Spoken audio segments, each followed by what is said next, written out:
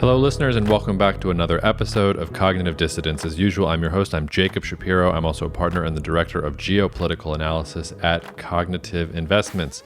Rejoining the podcast is one of our favorite guests, cousin Marko Papic, who is a partner and chief strategist at Clock Tower Group and has been very generous in being a frequent guest on this podcast over time. Marko is all over the road the past couple of months. He's been blowing up in general on global media, so we really appreciate him taking some time to hang out with us and talking about geopolitics and what's going on in the world. Listeners, I had some technical difficulties on my end for this podcast. I'm sure that my noble and brave podcast producer and editor, Jacob Smoolin, will be able to clean it up. But if you hear any kind of weird sounds, or we had to splice some different audio segments together because my internet was going in and out, not important to talk about what the technical difficulties were, but we had some, and any difficulties that are there, we can thank New Orleans internet and infrastructure in general for those problems. Otherwise, you can write to me at jacob@cognitive.investments if you have thoughts about this podcast or you want to hear more about what Cognitive Investments does. Also, my regular reminder to please rate or review the podcast. Some of you have been doing that. We've even been getting some negative ratings. If you're going to give a negative rating, though, one of the more recent ones called me Jason. At least use my correct name if you're going to leave a negative review. Either way, we appreciate all the feedback. So, without further ado, cheers, take good care of each other, and I will see you out there.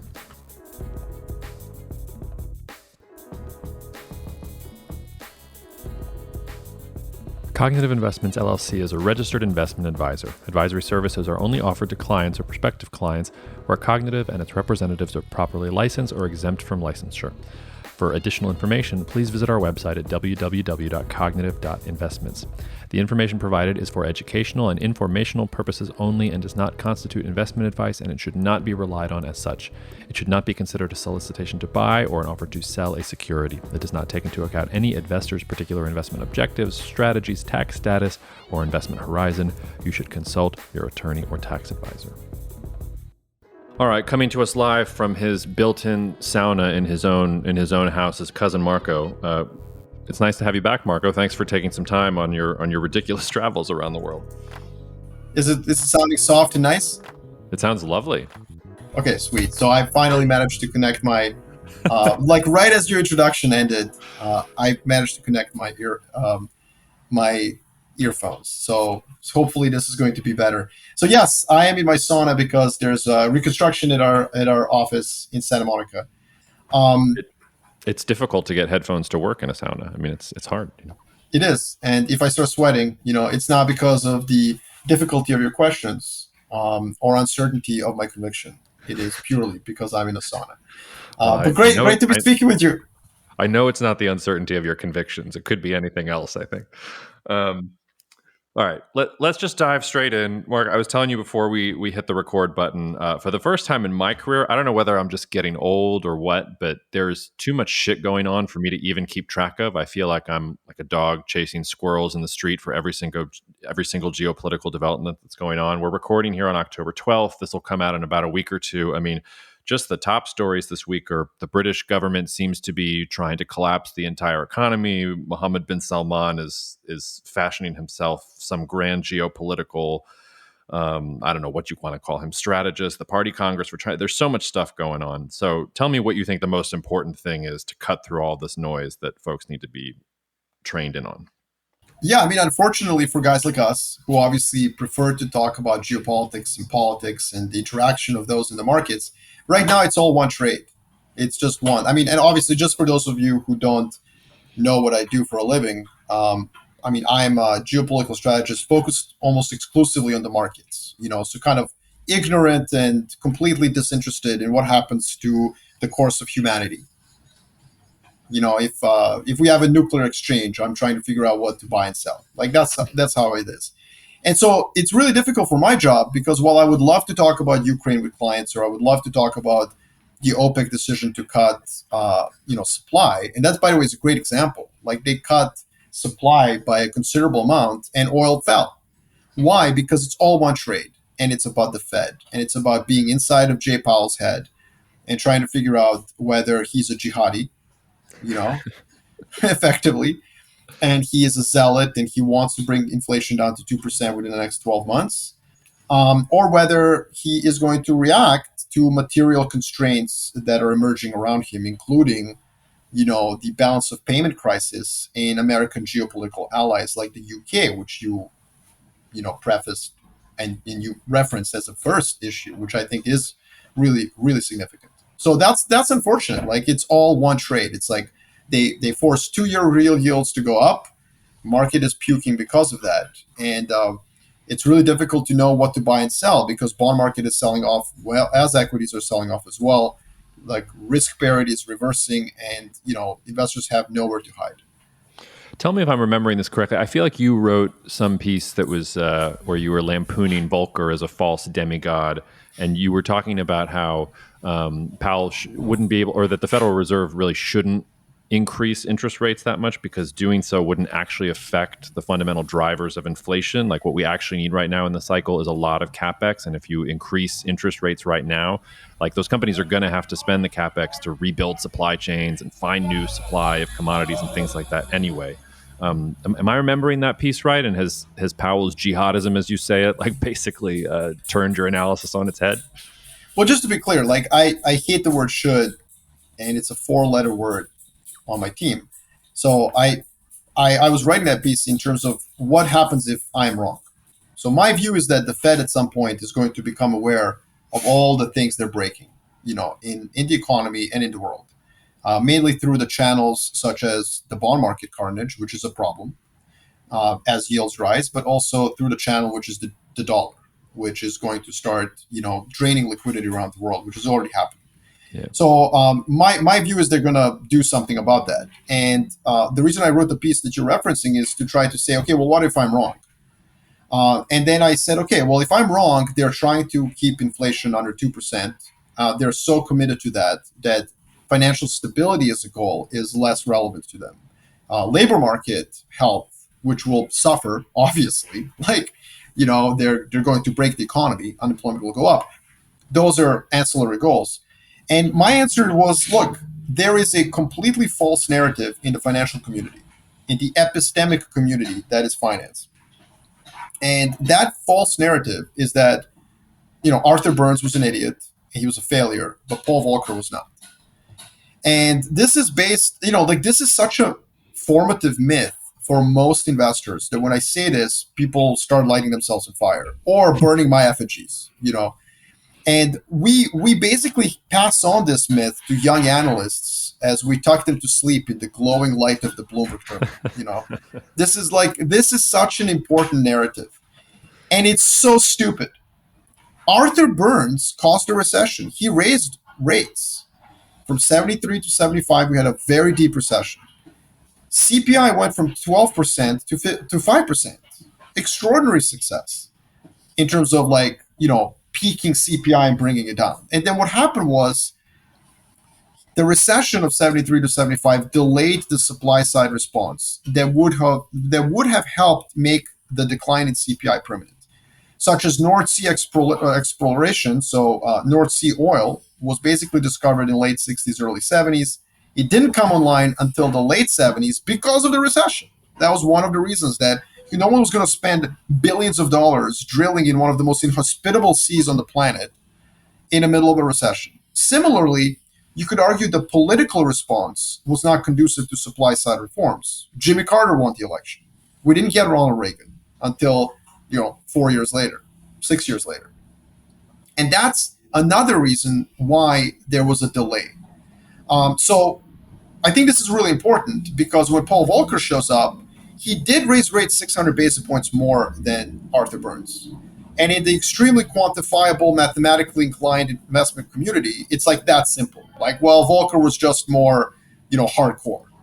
And it's like, that makes no sense. So yeah, look, the narrative here is that Arthur Burns failed and Paul Volcker succeeded. But the truth is that Arthur Burns did raise interest rates. He caused the 73-75 recession, which was a very deep recession. He brought CPI from 12% to 5%, which is a lot. And then CPI started creeping back up because the recession itself delayed the supply side response. It delayed North Sea oil coming online because no one was going to invest in the most inhospitable waters of the world in the middle of a recession. It delayed the political response. You got Jimmy Carter. You didn't get a supply side reformer. But in the financial community, because we're so obsessed with math, we think it's as simple as Paul Volcker's extra 600 basis points worth of hikes. That was it. That was why Paul Volcker was more successful. But it's false. In fact, inflation started creeping back up after Paul Volcker's two recessions as well, went back up to 5%. But the tailwinds that he had were the macro forces of globalization, of IT revolution, and most importantly, the political response was there. The supply side reforms of Margaret Thatcher and Ronald Reagan, which created this Washington consensus of laissez-faire policies. And so, like, to me, it is very clear what's going to happen if we have a recession caused by unelected technocrats who have never had a private sector job, i.e. FOMC, members. What's going to happen is we're not going to, like, the median voter in the US is not going to be like, ooh, like, that's what we needed. We needed some joblessness to solve this problem. No, we're not there at all. We're going to double down, triple down on populism. So the political supply side response is not going to be there. Not to mention that no one's going to invest in massive amount of critical infrastructure that we need. Not because of some fundamental reason. Just to be clear, we ourselves have created the need for infrastructure investment by deciding that China's evil. Like 5 years ago, nobody thought that. Now everybody thinks that. So now we're going to do all this massive restructuring of supply chains, like the Biden latest chip executive order, which is going to cause even more problems in the supplies of chips. So we're going to do that. We've decided that climate change is going to kill us all in 10 years. So we're going to do this green energy investment while starving fossil fuels of capital. We've decided that. And we've all decided that we have, to onshore all sorts of things at the same time. These are demands on critical infrastructure and on capex that are going to be delayed massively if there is a recession caused by the Fed. We're also apparently that will delay. We're also apparently going to export U.S. energy to Europe to make up for the shortfall with Russia. So the only saving grace that we have in all of this, which is cheap energy prices, those prices are going to go up too, because apparently we're going to foot the bill for the Europeans. Right. So that's a huge risk as well domestically in the U.S. For sure. The point that all of this means is this. It's very simple. I don't know what Jay Powell is going to do. Whether there's an ideological commitment to channeling Paul Volcker or not, that's fine. But I can guarantee to you what happens over the next decade. I will guarantee to you, Jacob. If they do cause a recession and we get under 2% inflation, which we will, like a recession should bring CPI under 2%, we will then never go back under 2% for the rest of this decade. So a recession now, a deep recession now, will guarantee that we're dealing with supply side problems for the rest of the decade. I don't know what happens over the next 12 months, but I know what happens 12 months onwards. Well, let's talk about Powell then for a second and see if our geopolitical toolkit can help us with him, because he does not strike me as an ideologue at all. If anything, he strikes me as a kind of a sleepy bureaucrat who never wanted to be in this position in the first place. He was very, very slow to raise rates in the first place, and he's done this knee-jerk response the other direction. I mean, he was resistant to all of the calls to start raising rates until one day he woke up and all right, now we have to raise rates. It seems to stand to reason that he will cause some kind of blip in the economy and we'll have to yank it back as quickly as possible. Although I guess that's kind of what the market is expecting, and they keep on surprising to the upside, right? So he did that in 2018 when he pivoted, and 2019 when they basically restarted QE because of a repo market crisis. Mm-hmm. At the earliest signs of pain, they've done that. But to be fair, CPI wasn't at 8% at those times. So there is this risk that he has seen Paul Volcker, and decided to, change tack. Now, so yeah, I agree with you, but there is a risk that's, and we have to be kind of humble and just say, like, we don't know. It is truly within his power. But one thing I will say is that, after COVID hit, one thing I got right was the inflation, and a lot of people did. But 300 PhDs in economics at the Fed got it wrong, supposedly. Supposedly, they all got it wrong because it was transitory, and then it wasn't. And now they get it wrong again because CPI is, not peaking. Of course it's peaked. Of course CPI has peaked. Of course. Owner equivalent rent follows the real estate market by 12 months. Like 300 PhDs in economics at the Fed, like I'm not smarter than them, you know? And so they didn't get inflation wrong by saying it was transitory. That was a political decision to make it so that the Biden administration can stimulate more. And now they're not getting CPI peaking wrong. They're just making a political decision because Biden basically reappointed Jay Powell and then made inflation a really big issue for the midterm campaign. And, you know, he staked a lot on defeating it. And so what I think is really driving the Fed, I have to say it's politics. Now, a lot of folks in the markets who are Fed watchers, you know, they really, really disagree with that view. And I respect that. I come from a different discipline where everything is political. So that's my methodological bias. And I apologize to anyone who is like insulted by it. But I think that the inflation fight became an inflation fight when Joe Biden decided it was a problem. And so when hashtag inflation Twitter hysteria becomes hashtag recession, which is imminent, I think that the political winds change and the Fed will become more reflective. As Leila Brainard basically said 2 days ago, she's a dove, she's the vice chair, and she said, you know, perhaps we should reflect on the impacts on the real economy by, you know, all these hikes we've done. Anyways, I hate coming on your podcast and talking about the Fed because, you know, people expect geopolitics. And what's interesting to me is just like how little all this other stuff matters when it's all about the Fed.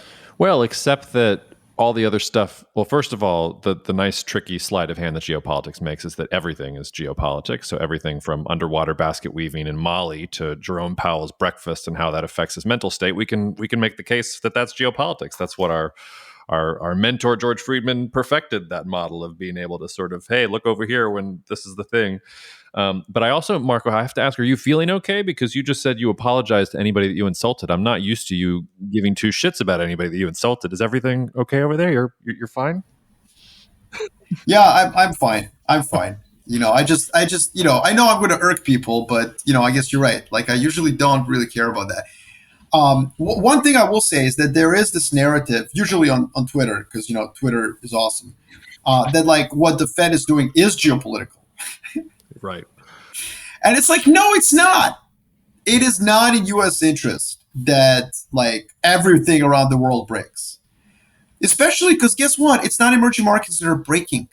It's not. Like, it's the United Kingdom, which is America's 51st state.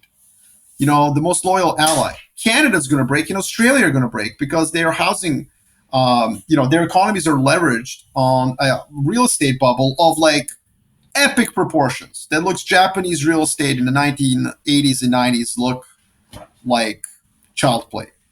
And then, of course, Europe and Japan. Like, these are American allies that are breaking. And so I think one of the big constraints, if you want to introduce geopolitics into the narrative in the Fed, I would say that in the 80s and the 90s, the Fed ignored what it was breaking around the world. It usually took 12 to 18 months for these problems to round trip around the world and come back to the US, like the LTCM crisis is an example. This time around, it's not like Thailand or South Korea or Brazil or Mexico or Russia. What's happening this time around is it's the United Kingdom. It's Europe. And United Kingdom does have the Treasury, maybe not the Fed, but definitely the Treasury on speed dial. And they meet together at G7 finance meetings, at the BIS conference in Switzerland, at the IMF meetings, at the G20. And they're all talking. And American geopolitical allies are saying, bro, like, you know, can you cool it? Because the dollar appreciation is a problem. The bond sell-off is a problem. And, you know, we don't necessarily need this pace of hikes. And so I think that's something that I think will influence the Fed faster than normally international crises do.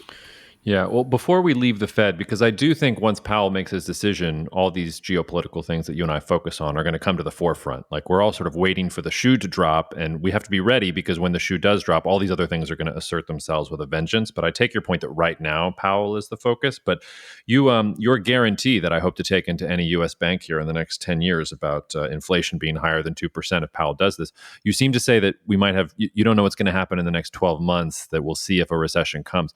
Isn't a recession already there? Isn't it too late already? I would have said that he's already engineered the thing and that, you know, the backward-looking data is going to show that in 3 to 6 months. Or do you still think there is time for a pivot post the midterms? It seemed to me like that's what you were suggesting, but I just want to nail you down on that. Yeah, so like I really care about like what I really care about is investment and CEO confidence. It's collapsing. But this happened in 2012, this happened in 2016, where it rebounded, largely because of pivots on policy. And I think that we're in the same situation now where there's still a chance to rebound and give confidence to basically business leaders that they can continue to hire people and invest, right? That the current pace of hikes can abate. And what's important really is that inflation by itself is not really a problem for businesses. You know, like how do we decide to have a 2% inflation target? Like a bunch of people in New Zealand decided this. It's random. If you left it to corporations, what would they have said? They would have said the following, because inflation is a euphemism for what? Price increases. Yes. So if you left it to businesses, they would have said something like, I want the targeted inflation rate to be as high as my consumers can withstand it. And you can actually find that number. It's where real wages are flat or positive. So 9% CPI, real wages are not positive, they're deeply negative. 5% CPI, real wages are going to be flat or positive. And so if CPI peaks and comes down to somewhere between 3 to 6%, which it will, and the Fed cools it, corporations will be able to pass on price increases to consumers who are going to be miffed that their real wages are flat, but they're not going to be pulling their hair out. Consumer confidence will then rebound, which, I mean, it follows real wages almost one-to-one. And then you have a Goldilocks scenario where we are at 5% CPI, but the world's not ending. You know, the world is not going to end because CPI is at 5% for like 12 months longer than the Fed wanted. And so, yes, I do think there's a Goldilocks scenario, Jacob, where like we don't have to have a calamitous recession. Is that, what's your probability there? It's falling precipitously with every day. You know, so that was my base case scenario. Now it's not. And again, this has nothing to do with Ukraine. I mean, energy prices have collapsed. I've been short oil for most of this year, since May, triple down on that call in June. Why? Because Ukraine has had no impact on global supply of oil, which is like the shock to most investors who basically read investment research in March that was extremely poorly written. Like, no, the EU embargo is a PR effort. It's not an actual effort to embargo Russian oil. In fact, Russian oil exports are as high as they were at the beginning of the year at lower discounts. So it's literally one of the reasons oil prices went down. The main reason is demand obviously suffered because of Chinese slowdown and so on. But the point is, the probability of a recession is obviously going higher the longer the Fed basically, you know, sticks to its guns. And so, yeah, you know, the problem with that is like it's not clear what you do at this point. Like if you shorted oil, do you short it more? It's tough to say. I think the only sort of out of consensus view I could think of right now is that you go long bonds, which hasn't worked, which has been really dangerous to do all year. I just think that if there is a recession coming, then I don't see why bonds wouldn't rally at these levels. Yeah, that's a perfect segue to get away from the Fed. And I want to hit both of those because this is two areas where you and I are both on these islands because at CI, we've also been short oil around the same time as you for different reasons. But I always like it when you and I have different reasons and then somehow back into the same position. It always reassures me. But also, I think you and I are the only two people with property on Europe Island. Like we've been hardcore for Europe since the beginning of this, and I'm feeling really good about the foundation that I've put down there. But you started with oil, so why don't we go there and then we can talk about the Europe component of this? Because to your point, the Saudis go along with the Russians for this 2 million barrel per day decrease in production, and oil's fallen. Or I don't know if it's fallen, but it's basically been steady. Like we haven't seen that sort of upward push. And one of the things that I've been working on for the past couple of weeks is, well, what do we do? To your point, do you double down on the short oil trade? And what is Mohammed bin Salman doing? Like it makes total sense to me that the Saudis want to keep the price of oil high. Great. It would make total sense to me if China came to Saudi Arabia and said, we want oil for a certain price and they fix the market that way. Great. If Russia was kicking Ukraine's ass and decided to go to the Saudis and say, we want to work together in order to keep the price of oil at a certain price, that all makes sense. But Russia's getting its ass whooped and Mohammed bin Salman thinks this is the week to like make common cause with the Russians and Putin and double down in their cuts. I don't get it. Do you get it? Do you have any idea what's going on in that brain? Yes, I think it's a brilliant move. Yeah, I think the Saudis know exactly what they're doing, and it's brilliant. And what they're doing is basically there's look. First of all, Saudi Arabia and Russia are not allies in any way, shape, or form. They've been fighting proxy wars for the past decade across the Middle East. At least for the last decade, and they compete for market share in terms of like oil market. So they are not allies. This is purely Saudi Arabia sending a signal to the U.S. And it's like, we don't do your bidding. The world is multipolar, and you need to pay us. That's it. You want us to do something that you want. Like, it's not going to work like in the 80s and 90s. You're going to have to. The price is higher. Now, what do the Saudis want? I don't fully know, but it's a whole slew of things. And it's funny because the American response is like, "Well, we'll stop selling you weapons." Like, oh my God, when are Americans going to realize other people manufacture weapons? Decent ones. The United Arab Emirates recently canceled their F-35 order because Americans wanted to throw in a rider that they had to ban Huawei from 5G development in UAE. And UAE was like, well, we're not going to irk the Chinese, so we're going to buy French Rafales. They're good enough. They can shoot down Iranian F-4s. Good enough. And so the Saudis are not going to be phased at all if the U.S. cuts off military exports to Saudi Arabia. There's literally nothing that U.S. can really do to the Saudis. Well, there's a menu. I feel like that's the point, though. If I don't understand what Saudi Arabia's price is. Like, they're literally giving the middle finger to the United States because we don't buy their oil anymore. We're not okay. We don't sell them some weapons. Like, whatever. Like, is it really just a gratuitous fuck you? No, I don't think so. I think that, look, there's a menu of items that they probably want that we just are not privy to. I mean, I suspect that the number one thing was you should not do a deal with Iran. Now, that was pretty much done and baked in the cake. And I think for a liberal democratic administration, it's very difficult to do a deal with Iran right now. So I think that's, I don't think that's the number one priority, but I think one of the things that Saudi Arabia probably wants, and I would want this if I was Saudi Arabia, is a housekeeping seal of approval. Okay? So I want you to tell all your pension funds, all your endowments, all your investors that it's okay to invest in us. Don't be giving me this human rights stuff. We need FDI to bring new technologies into the country, to bring new investors, to diversify from oil. The FDI needs for Saudi Arabia are very high. And so we don't want this ESG thing hanging over us because of human rights. And that's a really difficult thing for a democratic administration to do. But I would suspect that's one of the things that Saudi Arabia wants. And yeah, of course, green sort of light in Yemen and other parts of the Middle East as well.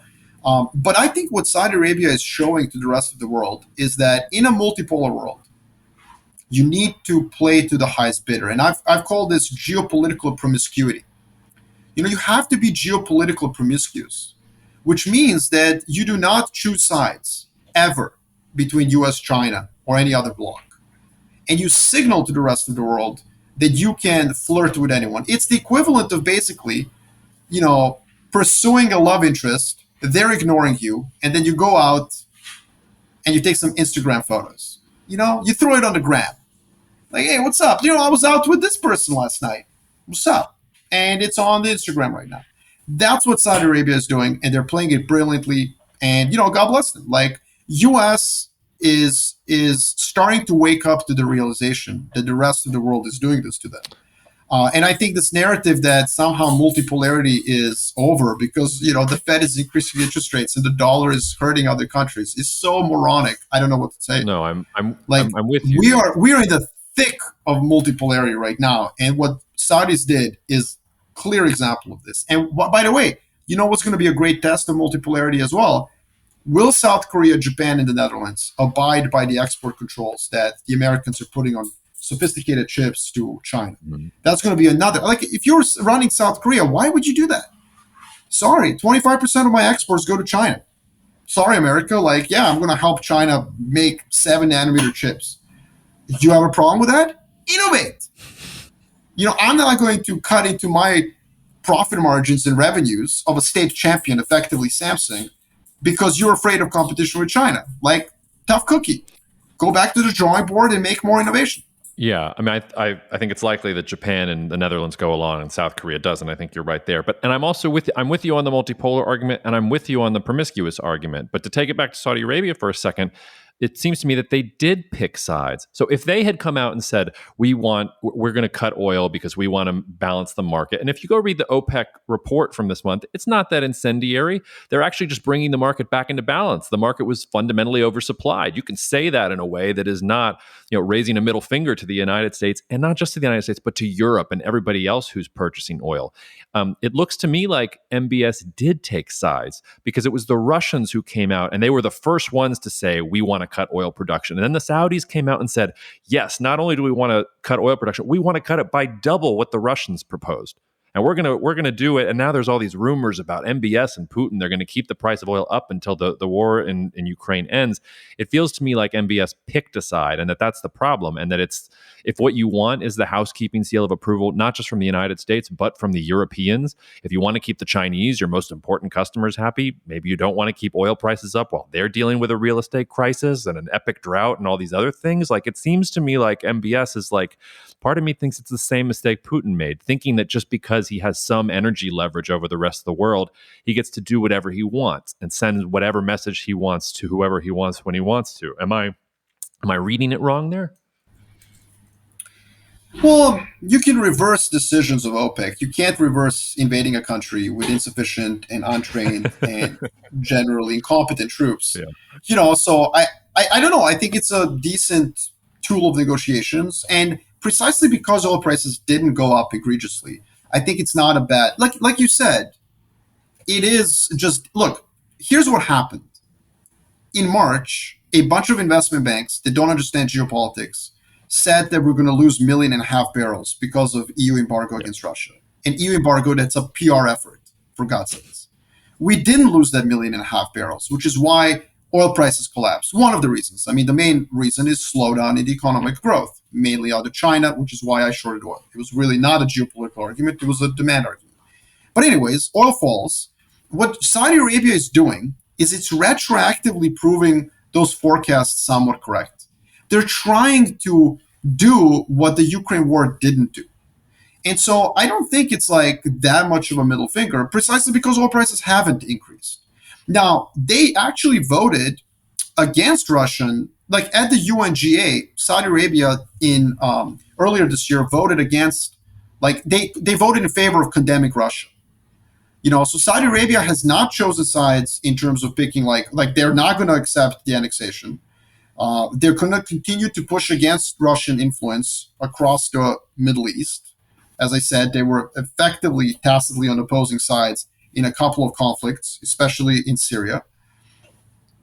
And so to me, this is just a marriage of convenience. They're not picking sides. They're being promiscuous. And to your point, they are kind of angering all the consumers. That's a fair point. But if oil prices don't rise a lot, then they didn't really anger anyone that much. All they're doing is reminding the West and China of the importance of their decision making. You want to keep Saudi Arabia happy. Yeah, and I think that this is kind of that's okay to do. This is the center of gravity, though, of whether to double down on the trade, though, because were they just sending a message to remind everybody that they're there, or were they saying, "Hey, we're going to cut more next month, or we're going to cut more in 3 months"? It doesn't matter, right? So this is, unfortunately, I'm going to keep doing this entire podcast. It comes down to Jay. It doesn't matter. If Jay causes a recession, they can cut whatever they want. We're going down. If Jay pivots, then you don't want to be short oil. We've gotten the juice out of that trade. Mm-hmm. And that's my problem. It's all about 2-year real yields and the decision-making by the Fed. So in that case, cutting supply, if the Saudis believe that we are headed towards a deeper recession, then they will cut more. and oil prices will not be stabilized. Yeah. Before we leave the Saudis and go to Europe, if let's say the United States, I don't think this is going to happen, but let's say the United States gives the stamp of approval, and let's say you're one of the pension fund managers that is allocating for your clients.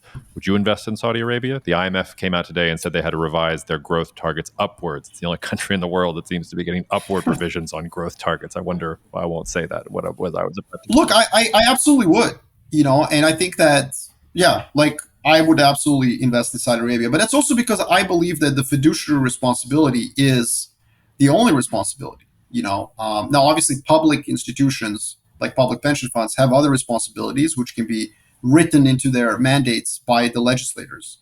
And I would push against a lot of those mandates. I think the problem with ESG is that while it's well-meaning, it does create these interesting second and third order effects that are counterintuitive.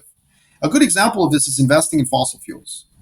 Like, climate change is a real risk, and the way to solve it is through technological innovation. So funneling capital to green technology is absolutely necessary.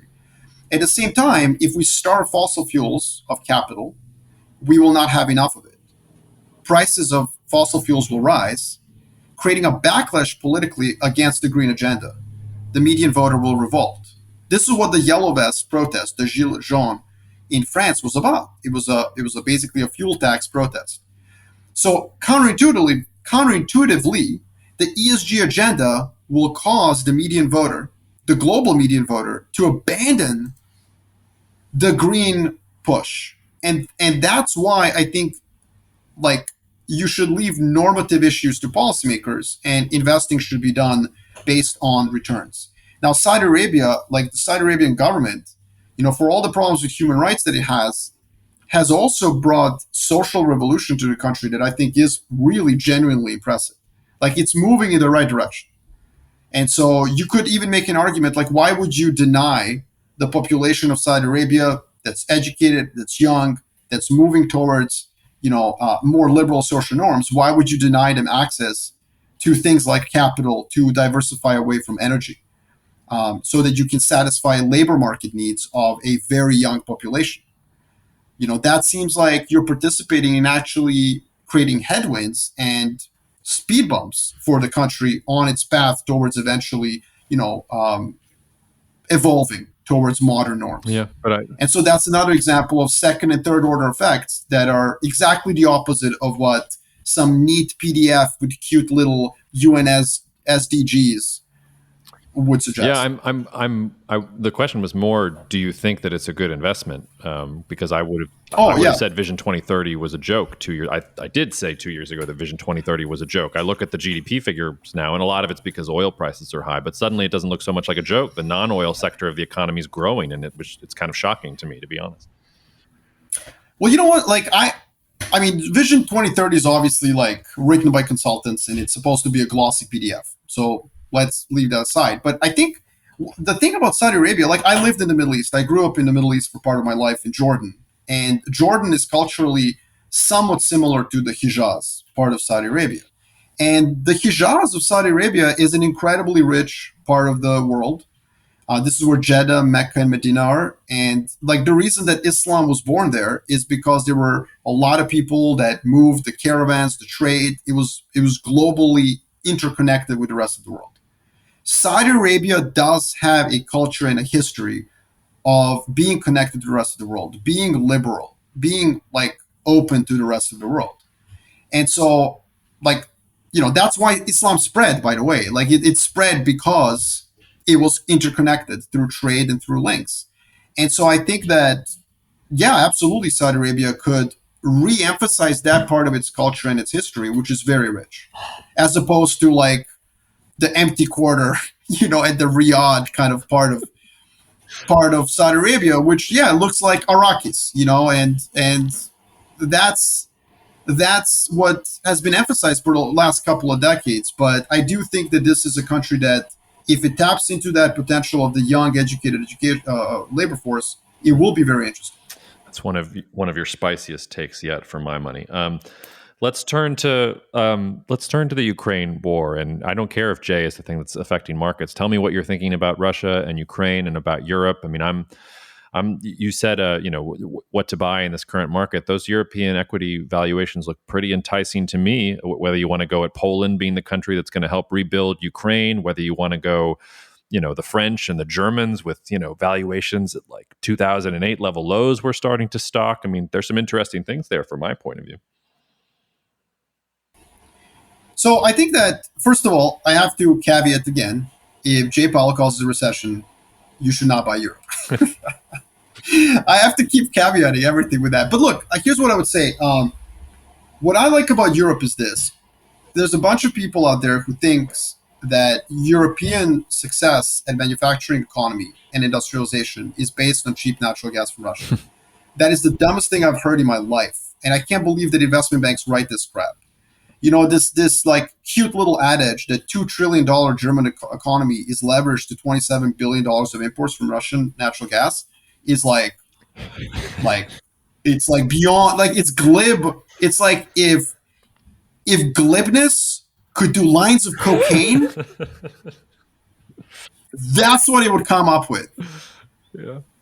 First and foremost, Europe has had a massive electricity price disadvantage for the last 20 years.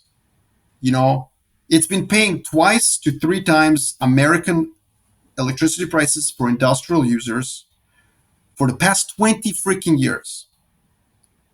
And it has lost no market share to the US in terms of global exports. What? Let me say that again.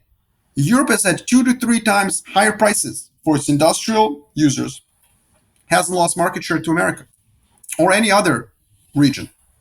Everyone's lost market share to China. But Europe versus US has been flat. And so why is that? Well, it's because Europe doesn't compete on price. That's a fact. Europe has moved up the value chain very aggressively, especially Germans have. They have a very sophisticated and highly educated manufacturing labor force, i.e. they know how to make complicated metallurgical processes. And the government and corporates negotiate with unions to keep unit labor costs low by giving unions all sorts of sweeteners like daycare centers or continuing education or short shift work or vacations and stuff like that. So Europe has moved up the value chain. They make things the rest of the world doesn't. You're not buying a BMW because it's cheap. You don't. When you decide to buy a BMW versus a Kia, it's like a different decision you're making. And so, to me, that's the first issue that I think is relevant. The second issue is that the current situation is based on the war in Ukraine and the decision by Russia to not send natural gas to Europe, a decision that can be reversed, even though they blow up Nord Stream 1 and 2. That hasn't affected their capacity to ship Yamal Peninsula gas because they have pipelines to Poland, pipelines to Ukraine. All they did was shoot themselves in the kneecap by now having to rely on Poles and Ukrainians again if they one day decide to send gas to Europe, which they will. So Russia and Europe are basically playing a game of chicken, and the Russians told the Europeans, we're going to cut off your gas, you're going to freeze. And then they made a critical mistake. One, they cut off gas way too late. 2, they didn't plan on China slowing down and creating this excess supply of LNG. But the other thing that they're forgetting is Europe can print money, and that's what they're doing. And this is what I said they would do. Europe spent 600 billion euros bailing out peripheral member states. You think they're not going to spend €1 trillion dealing with German and French consumers? Of course they are. And so Europe is just looking at Russia and saying, look, bro, we're just going to print, subsidize energy, and eventually you're going to need that 50 billion that you get from selling us natural gas. Now, a bunch of Russian apologists on Twitter are like, Marko, they don't need natural gas money because they're making money off of oil. No, they're not. No, they're not. Because guess what? I shorted oil and was right. And so they're getting much less for oil than they did 6 months ago. Not to mention there's still a $20 discount. So they're getting what, 60, $70 a barrel? That's a problem. You might need that $50 billion from natural gas now, don't you? And so, and by the way, not to mention that the war in Ukraine is going terribly. They're going to need the money. This is a country the size of Texas in terms of economy trying to fight a war 80 times more complicated than what the U.S. did in Iraq. The longer this goes on, they're going to need the money. And the Europeans just looking at Russians and saying, bro, you don't need us back. Meanwhile, we're going to print money and buy LNG. And so it's a game of chicken. And eventually, I think Russia swerves. Now, if I'm wrong and they don't swerve, it still doesn't matter. Because 2 years from now, there's 50 BCM worth of LNG online more. Yeah. Probably more, given that everybody in the world is now trying to build LNG export terminals. And so we're going to have a wave, including Russia, by the way. And what's ironic about this is one of their first LNG cargoes went to Greece. It went to Greece, which means that they are contributing to Europe's supply of natural gas, even as they sell LNG. And so, look, long term, what's going to happen here is this. There's going to be more LNG. We're going to get a global price of LNG. Americans are going to participate in this as well. And what that's going to mean is that domestic prices in the US are going to go up. So if you're currently betting on deindustrialization of Europe, remember two things. Higher electricity prices didn't affect their competitiveness. And it's most likely that over the next decade, they don't get higher prices in the US. If anything, US could experience higher prices and hurt US industrial competitiveness. Now, if the US obviously bans exports, as you've argued in the past, fine, but then Europe will stab the US in the back. Like, it's that simple. It's that simple. It's that simple. The day that America says, like, hey, listen, we're not going to actually sell you LNG, Europe will be like, okay, cool story. Hey, Ukraine, good luck. Russia, let's do it. They're like, and why wouldn't they? Obviously this is going to happen. Like, Europeans built straws into the Soviet Union at the height of the Cold War. At the height of the Cold War, Europe negotiated with the Soviet Union for a supply of natural gas. If American policymakers are out there thinking they're going to stay loyal to the US if one day US doesn't export LNG because of domestic populist reasons, like, that's insane. Obviously, Europe will then turn to Russia and say, like, look, you can do whatever you want in Ukraine. At the end of the day, it was European leaders who negotiated Minsk 1 and 2 anyways, which were extremely onerous to Ukraine because they just wanted the war to end. Yeah. The way you talk about the Twitter haters, I feel like I'm talking to Kevin Durant. He's ranting about his blog boys. You have a similar relationship with them, I would say. But I've actually come around on what you were saying months ago, which is, how much longer does Russia last? How much longer does this regime last? One of my over-unders for you was going to be, is Putin going to make it another 12 months in office? Is he even going to be alive for another 12 months? He's mass mobilizing. The Russians are losing. He can't do anything right. The economy is not doing well. Are we dealing with this Russian Federation in 12 months' time, even 6 months' time, if things keeps going this way? Let's talk about this because it's very important to me. Okay? I have 5 more months left to be right. I'm calling it 12 months for Vladimir Putin. When I made this forecast in March, people were like, come on, man, you're being hyperbolic as you like to be, which I was, and it could end up being right. So I got 5 more months left. But here's what I would say. I think this is the critical question, Jacob. This is the absolutely critical question. In 2001, the Bush administration thought they would spend the next decade competing with China. And then 9/11 happens. And U.S. is in the Middle East for the next 2 decades. I think we might be at the beginning of the similar kind of a event where Ukraine is the 9/11 and the collapse of Russia is the next decade. And it wouldn't be pretty if it happens. I think Russia devolves into some form of 21st century warlordism in that case. And you're seeing it already. Kyrgyzstan, Tajikistan, nobody cares. But you know what? The Chinese care. They just canceled the military exercises. Kyrgyzstan went and said, hey, we're not going to have exercises with Tajikistan. We're not going to invite their troops into our country where there's a border dispute. And hey, by the way, Moscow, if you were a real superpower, you would be dealing with this right now. Literally, that's what I think the premier or deputy premier of Kyrgyzstan said.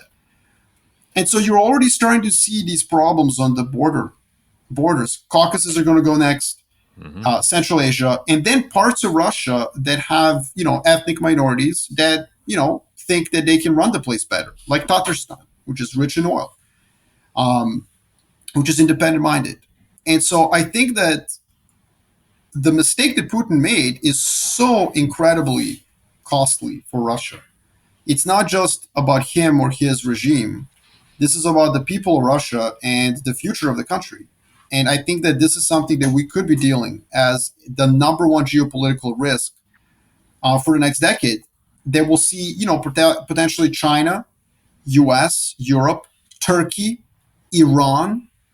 Tajikistan is ethnically closest to Iran, so even Iran has a say in this.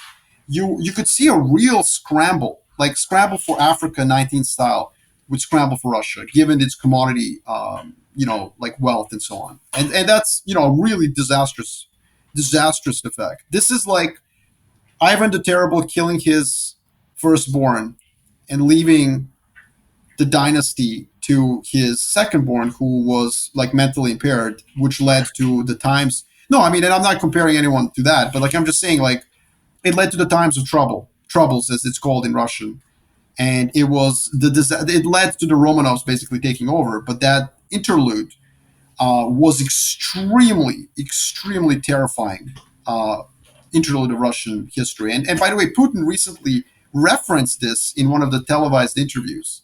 And he was basically trying to make the point that the central strong state is necessary for Russia. And he's right. He's right. But that he should have thought about, undermining that strength by trying to invade a country that's pretty sizable,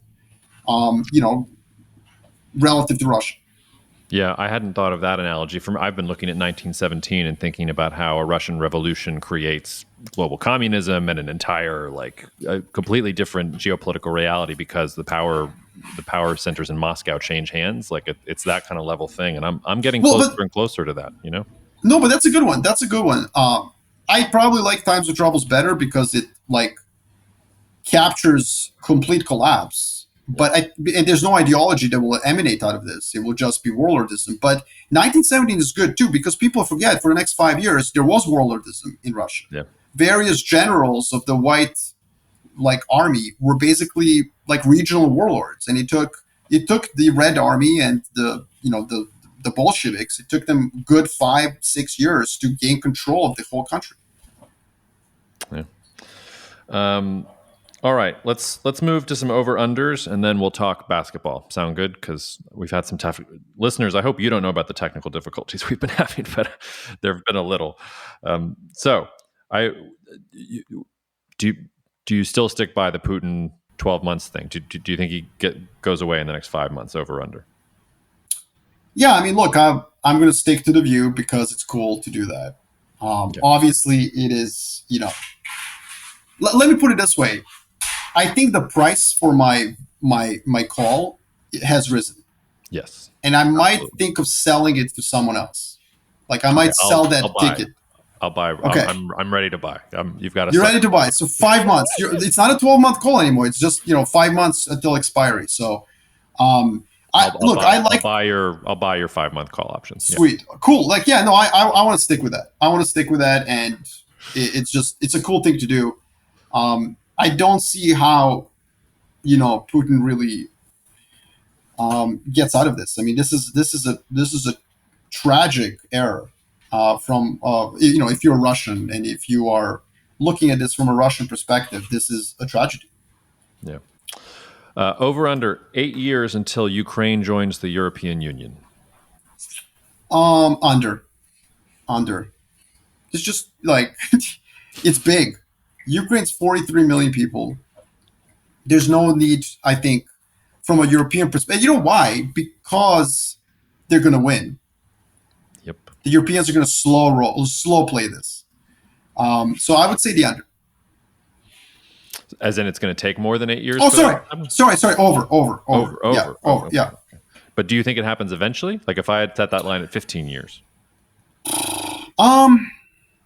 It's hard to say what the European Union is at that point. But yeah, I think it will happen over the next 15 years. Okay. Over under 10 more years of a United Kingdom. Oh my God, that's great. And you know what? I want our good friend Matt Gherkin in on this conversation. Yeah, I need to have Matt. We actually should do the next time. We should have the three of us on the podcast. Yes, and we should do it almost exclusively on this because Matt Gherkin has a PhD in European, in basically British literature, but with a geopolitical slant, and so he knows a lot more about UK history than both of us. And he's been talking about this for the last 7 years. So for those of you who don't know, Matt Gherkin is the chief geopolitical strategist at BCA Research. He is running the product that I started. He was basically my first, senior hire because I respect him immensely, and he's a great guy. And he said, like right in 2015, as Brexit was happening, as we had to make a lot of research on this, he said, like, man, this could be hairy for the UK. I will say, so what's your 10 years? 10 10 years years. for the. Oh man, yeah, I'm definitely taking the under. I mean, look, the Scots are going to have a referendum in the next 2 years, whether they are given the authority to do so or not by the federal institutions. And there's even talk of a united Ireland now. So I would say that, Brexit, and I know there's like this whole comedic side of this saying Queen Elizabeth's death is the reason that this is happening. I don't think so. I think this really has to do with Brexit. And Brexit was such a shocking event that it's pulling at the sinews of the United Kingdom. And I don't think that Brexit proponents really thought that through. Yeah, I didn't think they could find a prime minister who would inflame Scottish nationalism more than Boris Johnson, but boy, did they find her in Liz Truss. The joke I keep making is, that I forget if it's Hegel or Marx, the quote that history repeats itself first as tragedy, then as farce. So we did our Churchill imitation with Boris. Now we're doing our Thatcher imitation with Liz Truss, and I don't know what happens afterwards, but it's probably going to be pretty farcical. And I'm taking the under on it as well, if not just because Northern Ireland's going to leave at some point. It's actually one of the reasons I think Ireland is a really interesting country. Really? So how come? Like, what's the logic behind that? Well, it's just the demographic. The Good Friday Agreement says that when it looks like a majority of Northern Ireland wants to join the Republic of Ireland, the British government legally has to call a referendum. So it's not like this whole Scotland thing where we're going to debate back and forth. Now, you can, what does that mean?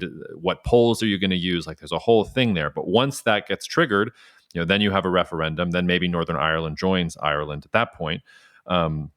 And if you look at the demographics, like I think in the last census, like the Catholic population has just now started exceeding the Protestant population. So it's not going to happen next year, probably won't happen 5 years, but 10 years from now, if the demographics keep going the direction that they're going, why not? And I don't know. You talk about the financial myths of Volcker and things like that.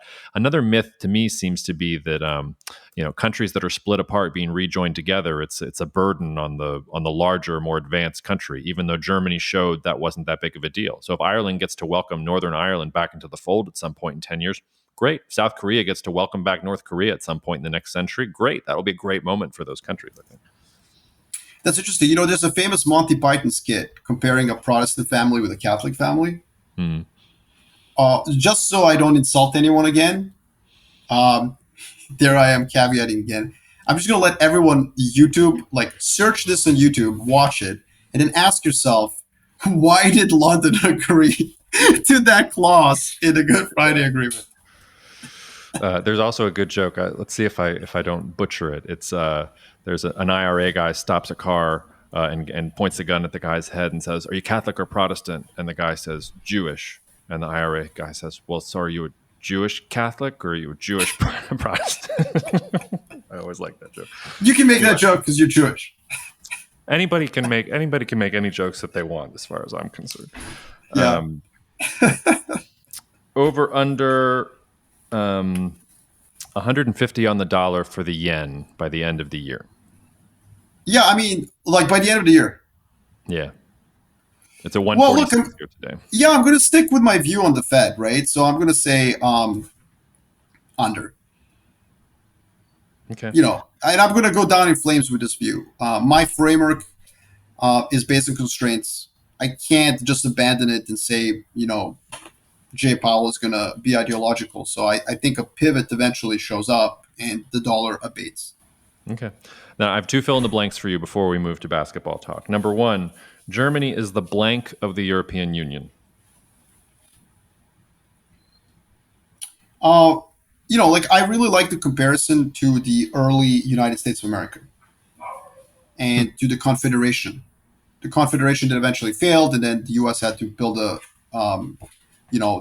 Constitution, which led to a federal United States of America. So I think that Europe is in a confederal state, and and so Germany is Virginia, of the 13 colonies. And this is something that I think is really important for people to understand. Because if Virginia was overwhelmingly powerful, or New York or anyone else, they would have never joined. Okay? Right. They would have been like, cool story, like Vermont, whatever. We're good. But because Germany is Virginia, they do need the rest of Europe in order to punch above their weight. Otherwise, they're South Korea. Like, in terms of geopolitical power, like, Germany is equivalent to South Korea, which is not bad. South Korea gets to say things like no to the U.S., gets to be relevant.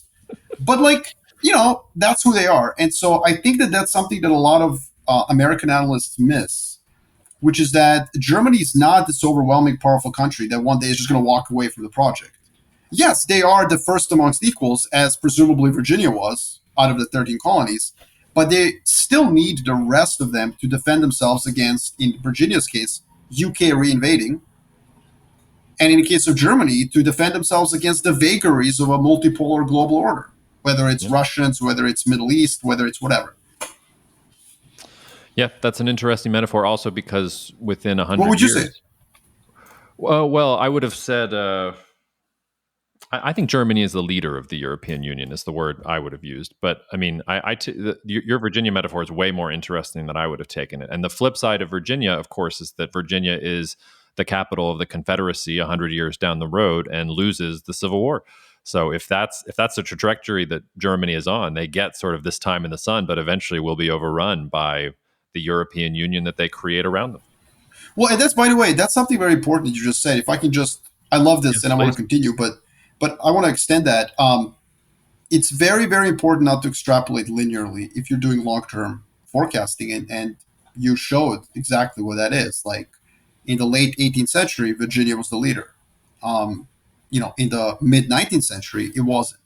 Because countries that are facing... So hegemony is not preserved because you just extend your advantages forever. In fact, quite often, hegemony ends because countries that are in some form of a need of innovation innovate. Mm-hmm. The Industrial Revolution started in the England, because England ran out of trees. That's why. They cut off all their trees, and then they started digging up coal. And continental Europeans were like, oh, you silly, Brits, you're going to be dirty all the time. But what coal did is it had a higher energy coefficient than wood, but more importantly, it was heavy, and you couldn't just cut it down outside of your house. So you needed to create this really elaborate transportation infrastructure. And then you had to start thinking, like, how do we move this coal? Canals are one way, but it takes a long time. Ooh, let's get a steam engine. And the Industrial Revolution was basically forged in the one part of Europe, the world, that ran out of energy. So when I hear the doomsayers like, oh, Europe is screwed, like, no. Be very careful with that. Europe has the highest use of alternative energy, and I include nuclear, out of any other major economy. It's 32% if you include nuclear. Areva, the French nuclear company, can't create the nuclear reactor. America doesn't have domestic capability to build nuclear reactors anymore. Interestingly, I think Westinghouse was sold to South Korea or someone like that. Don't quote me on that. Someone can Google it. My point is, like, Europe has a form of a lead in alternative energy, has the ability to pursue nuclear power, and this current moment could be a launching point for technological innovation. And that, yes, could also leave Germany behind because they've made all these decisions like, well, we don't want nuclear. Well, the French are going to be like, okay, we don't have a problem with nuclear power. And then who knows? If Europe were to discover fusion, I keep saying this, like, we're going to all be speaking French, in like 100 years. Well, yes, whoever discovers fusion, that's the language that we'll all be speaking. If the Uzbeks discover fusion, we would all be speaking Uzbek probably by the end of the century. How are you feeling about the Lakers, man? It looks pretty grim to me. No, man, come on. This is the year. No, look, I'll see what I said. I can talk myself into Lakers doing well anytime. First of all. Okay, Kendrick Nunn coming back. Okay. Ooh, real game changer. Okay. Okay. Yeah. No, but look, it comes down to a very simple thing. AD is either going to, if he plays like an MVP, Lakers have a deep run. It's that simple. He's young. For some bizarre reason, last season he lost the ability to shoot. And given that he doesn't have post play, like I legitimately have better post play than AD. Yes, I said it. I said it. AD, if you're listening, I know you're a big fan of cousin Jacob. Like, let's go. Like, let's show me you have post play. You don't. But what he did have was great mid range game, great jump shot. He just stopped shooting mid range jumpers last season. So it all comes down to AD, and then we'll see from there. But like, yeah, obviously I don't have high hopes. It's just it is what it is. It's very depressing. Do you think there's anyone in the NBA who actually thinks about geopolitics? Like, there's any guys in the locker room who are like, "Hey, man, did you read the FT today and see what's going on in Britain?" Do you think there's anybody? I think so. I mean, look, I think a lot of we know that a lot of their sort of non-basketball pursuits have focused on tech. So, like a lot of basketball players have become tech investors, and have used sweat equity really in smart ways to get a foothold in that industry, which was really smart. But I definitely think that geopolitics is something that many of them talk about. I've had the pleasure to meet a couple of them here in LA, which was awesome. And yeah, we talked about geopolitics 100%, especially because the NBA locker room is so much different today than 20 years ago.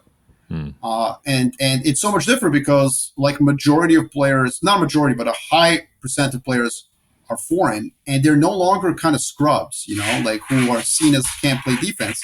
Like the top 5 players in the NBA are basically not American. Like, and obviously I'm biased, but like if you give me like Giannis, Jokic, and Doncic, like you're winning the title. Like game over. The people that you talked to, where did they get their I've always wondered, like, where does LeBron get his info about China? Like, what is he reading to understand China? Because that obviously matters to them in a big way. I like how you went to LeBron. You're like, this shows me you love me. You just assumed. Oh, Marco's in LA. He got to hang out with Braun. So yeah, we're both built different, by the way. I just wanted to slide that. No, I think I don't know, but it depends. Like, I think it depends on the background of the person. Again, a lot of them have really interesting, colorful foreign backgrounds. Even someone like Giannis, who's Greek, has ancestry obviously from Africa, and I think that's really cool and unique. And so it's a very I don't think you can pin it down to like one source. I think it depends on the person. Do the Lakers have any foreign players of note? No. And you know what? Interestingly, Lakers have a very, other than my hero Vlade Divac. And by the way, literally my hero Vlade Divac. Like, this is a signed copy of his. Wow! Look at that right there. I wish I had a video of this for everyone. Actually, the resemblance is striking, Marko. It is, like, right. Like, it's hilarious, but also post plays is striking as well. But like, other than him, I would argue that he was the most notable, effective foreign-born Laker. Right? I don't know. Sasha Vujacic had a really good run there with his hairband. I thought. Hey, listen. Let me just tell you something. Those 2 free throws in Game 7 against Boston. Okay, like we're not going to forget that. Yep, Game 7, he iced it. 2 free throws, Game 7. You should focus on the past because you don't have much of a future like us Pelicans fans who we're just reveling in what's happening here. I hope I'm not going to rue this. My prediction is Bucks Pelicans for the finals and the Bucks sweep. Boom! Oh my God! I'm throwing that out. Whoa! Yeah, Wait, so explain. Okay, make the case. Make the case for Pelicans. I'm open-minded.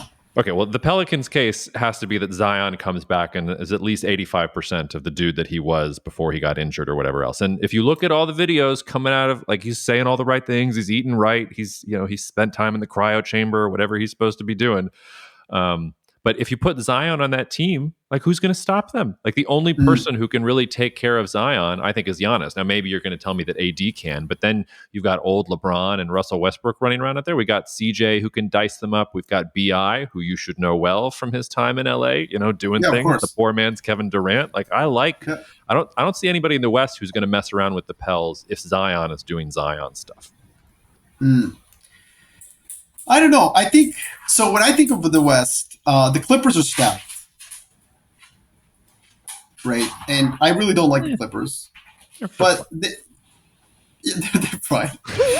Who cares? I'm bored with the Clippers. The ones that excite me, if the Nuggets can get healthy, Yes. they're interesting. That was going to be my pick. That was going to be my surprise pick. Yeah, I think Not the for the finals. Timberwolves. I like the Timberwolves. Like that Anthony Look. Edwards dude he's good.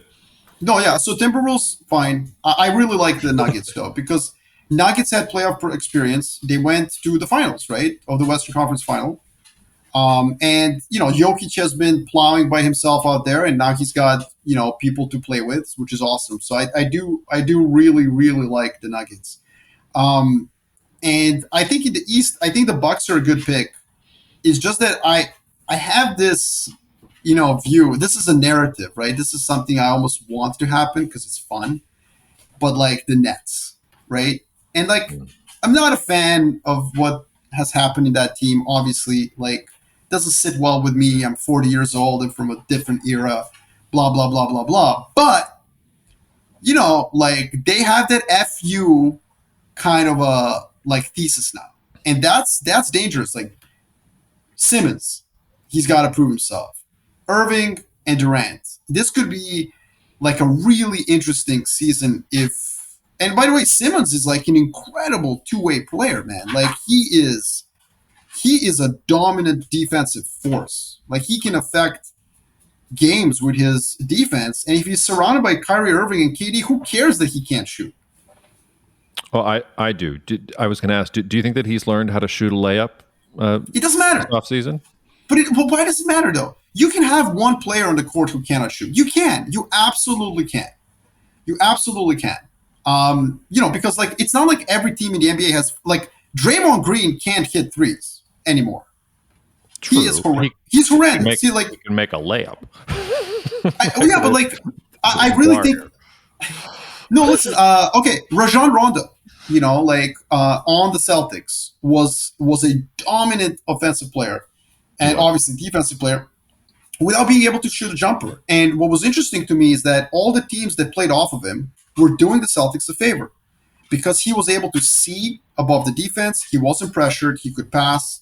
Like they won a championship, almost won 2 in a row. So I think that, if used correctly, I think Ben Simmons could do really, really well. He also has a little bit of a post game, which is cool. You can invert with him. You can do reverse pick and roll. Like, I don't know. I really like he could be the guy who rolls to the rim on a pick and roll. Like he's an interesting player to me. And one of the problems with the Philly is he couldn't assume that post play because you have Embiid, and for a good reason. Like you do not want to cut into Embiid's post time because of Ben Simmons.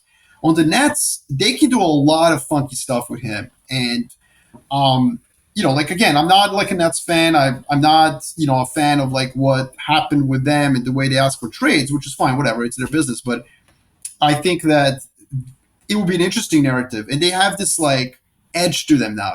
Kevin Durant always has an edge. But now he has even more of an edge. And I like that chip on their shoulder. I think it's going to be interesting.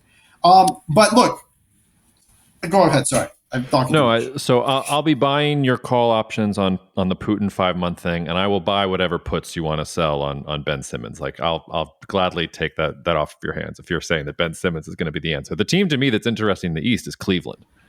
Like they've got a lot of stuff. Fair. Kind of like because they have the fuck you thing because nobody likes Cleveland and they want to do it without LeBron. Mitchell's there; he's got a whole fuck you thing going on in his head.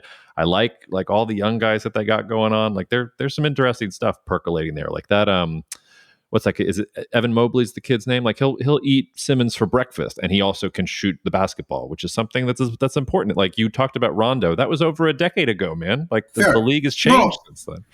That's very fair. That is the downside or the problem in my view. I think The other thing, though, we shouldn't. I mean, again, Milwaukee prohibitively, I think, the favorite in the East, but I think the Celtics. Like, I know there's a lot of like turbulence and problems and stuff like that, and Jaylen Brown's situation is very worrying. But like, I think the Celtics are still also very, very strong. The West, though, is really wide open, and it's interesting how we're all dismissing Golden State. Yeah, we shouldn't.